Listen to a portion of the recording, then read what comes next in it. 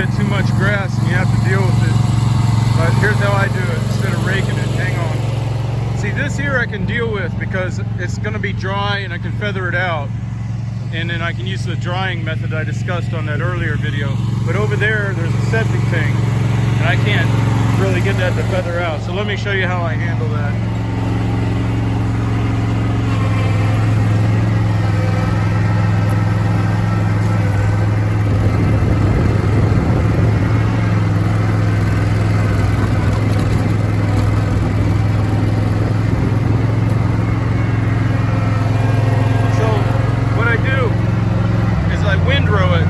By either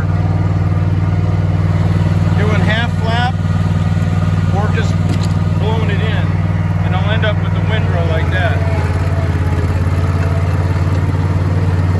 And then what I do is I come over to the end of it,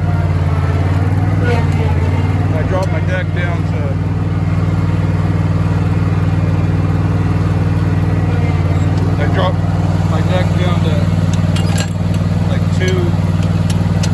something like that.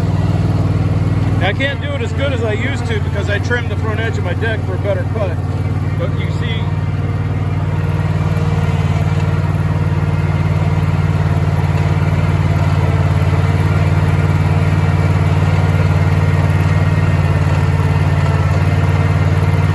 how it's pushing.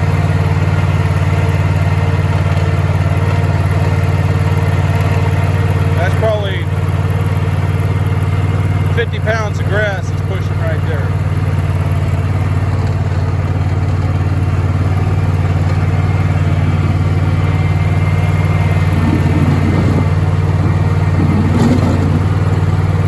You may have to feather your deck a little bit. You don't want to drag baffles all the way over to the truck, but you can see that it's a full load. Full load of grass there. And with your reverse, you should leave it all right there. See what I'm saying?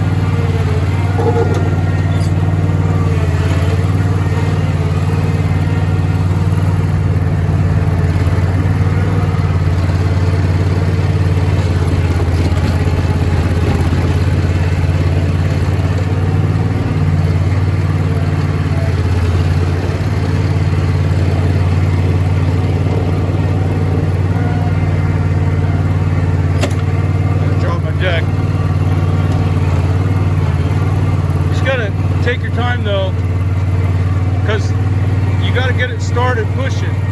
The grass that you accumulate becomes the rake for the rest of the grass. If it wads up and goes under your deck, you got to stop, back up, and get a new run at it. You see what I'm saying? Because you don't want it getting bound up under your deck. And another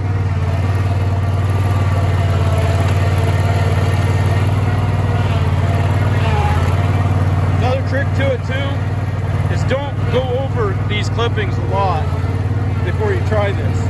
You want basically just big, fresh, raw clippings, not processed up too fine, or else it won't push. It won't push for you.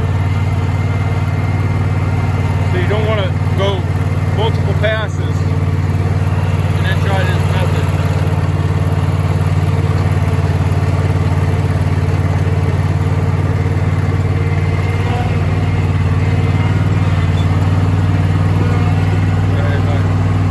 So I haven't finished up yet, but you can see how good a result you can get if you don't just try grinding all the stuff in.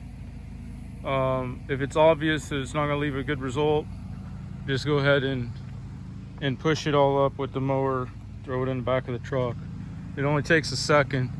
This isn't done. I haven't finished with the weed eating and everything, but just wanted to show you what the lawn can look like if you just use a couple tricks like that. And then also, I didn't rake it all up. Some of it I blew into the street, and then it dried. While I was mowing the rest, it dried. And then when I got done, I came back with the mower and blew off the street with the mower. And because those clippings were dry, they processed in real nice back onto the lawn. So, all right, that's all I got for now. Check it later. Good morning, everybody. Monday. Picked up a new lawn. There's some clippings there. I don't normally pick up clippings, but if they're too clumped up, you have to. So they went a little too long between lawn services, and this looks like total crap. But what I did is I do a knockdown with the deck set real high, and then I leave that while I go down the line and do 5 yards down there, and those clippings sit there and dry out, and then I come back and I can feather out those clippings and do the final cut in a cross 90 degree crossed up pattern. And usually I can take a yard that looks, as tall as that or taller, and make it look like it's, nothing ever happened. So, but yeah, I edged out the aprons and stuff. I didn't do everything. I don't give them everything on the first date because I don't ever know if they're gonna have me come back or just use me and abuse me and have me do a cleanup. So, but then after I do this, I usually will go ahead and weed whack because the debris from the string trimming is bigger than normal. So I'll weed whack it, then I do my final mow, then touch ups and blow off, and then that's done. So, but it's getting really hot out here, so I want to finish up, and got that one done and 4 more down the line here, and then finish that one, and then I got to go over to the next street over. All right, you guys have a good day. The worse it looks on the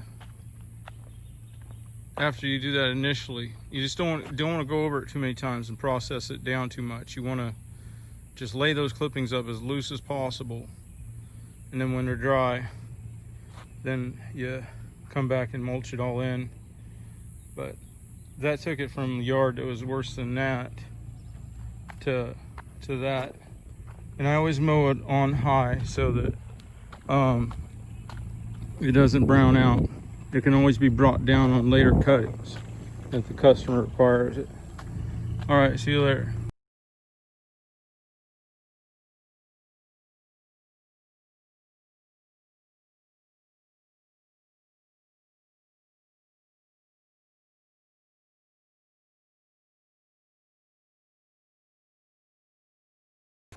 Yeah, I'm doing this one here. The switch up pattern on this is a pain in the rear, but it's worth it because the lawn responds so well to it.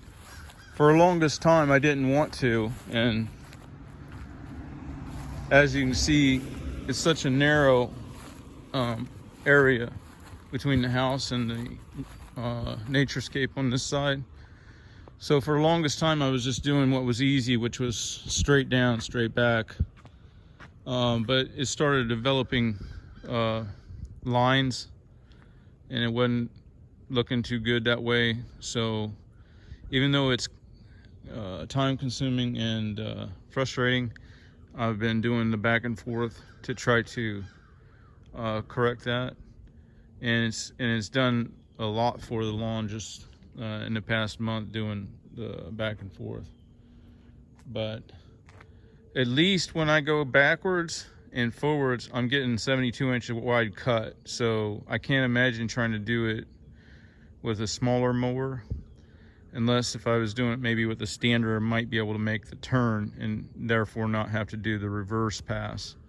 But I don't think that I would. I think I like doing it with this bigger mower and getting at least that width, and it cuts down on the number of turns, number of backs and forth, and seems to work so far. All right, I'm going to finish this up and I'll get you later.